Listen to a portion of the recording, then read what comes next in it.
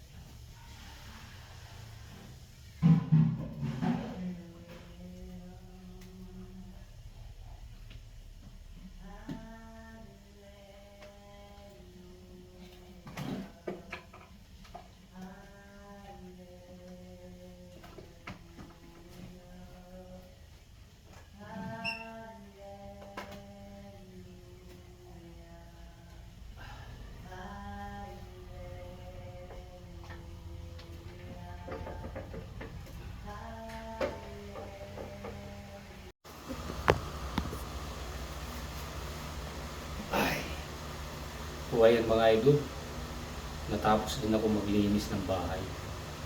Grabe, kakapagod din. Init. Mahigit 1 oras din ako naglinis.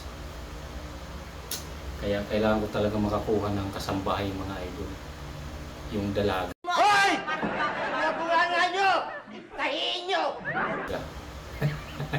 Dalaga. Kukuha ko ng kasambahay.